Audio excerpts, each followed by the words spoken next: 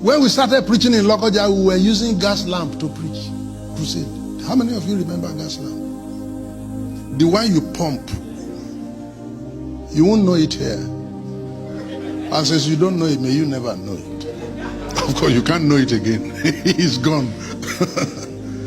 Somebody carried the lamp on his head and climbed table.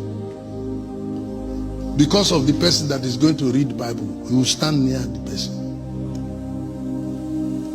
And if the kerosene is going down, you pump it on the head of the man. You told him, then you be pumping the thing on top of his head. Put your head correct because you pump it. And one day, the kerosene was reducing and the light of the lamp was going down. Then we sent a brother to please run to the other place where they sell kerosene and buy kerosene. He didn't come on time.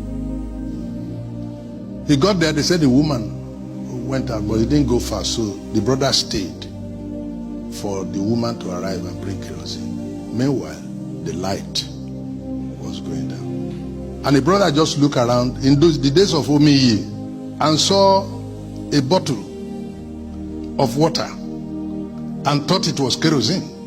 So he poured it, quickly cocked it and pumped it, and the light with water. Then the brother eventually returned with kerosene and went to look for where he kept his water and did not find it.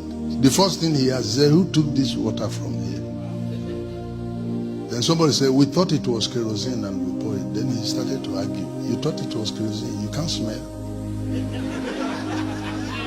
You don't know the difference between water and kerosene. What's wrong with you?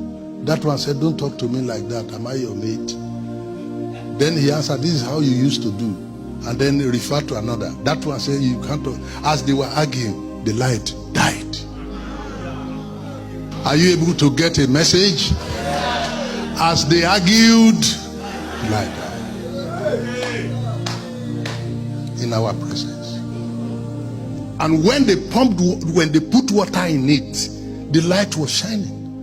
I think Moses Aronsiola was in that meeting. If you see him, you can ask him. Moses Aronsiola, he used to interpret for J.K. Solomon. I worked with Obadari before he died, the last 7 years of his life. He called me one day and said, I have 27 court cases. And this morning I took my phone to look at different court cases.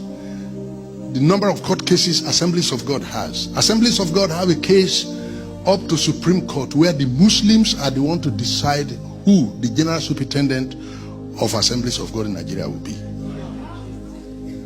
The Muslims in Supreme Court, they are the ones now to decide who the General Superintendent of Assemblies of God will be. This is not to our credit. Men and brethren, you go. I was the convention speaker in the African Church in Abeokuta, and the prelate has a court case against the council. He had served his tenure and they wanted him out. He said no, that they need to adjust the constitution to enable him continue. And it became a court case.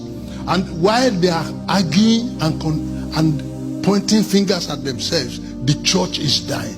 I am telling you that while we are arguing, the light is what?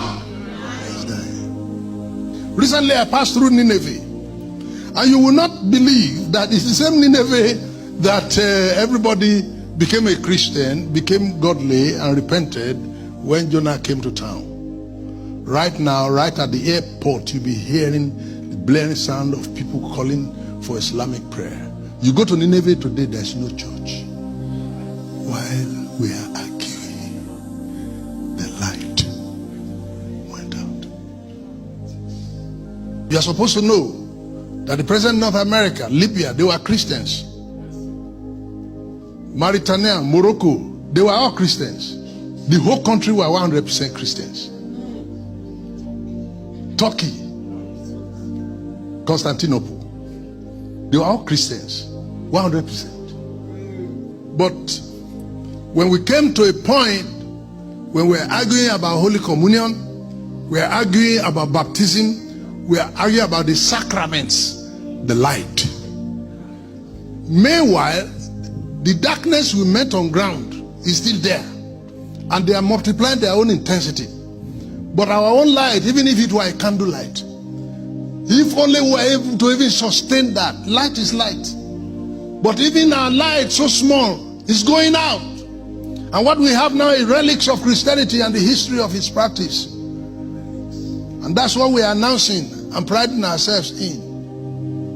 Recently, the former Vice Chancellor had been awarded the license to start Ifa University in Nigeria. Abi? Some of you know it. Yeah. And has approached the Nigerian Universities Commission, and they have given him license to start Ifa University in the same Southwest where we pride ourselves. Very soon he will start the university in Southwest. Yoruba children will be his first graduates. And what you are going to see is the setting up of Ifa temples all around. So people go to church on Sunday. That's how they will also be going to the Ifa temples to worship. This is where we're heading. As we argued, the light.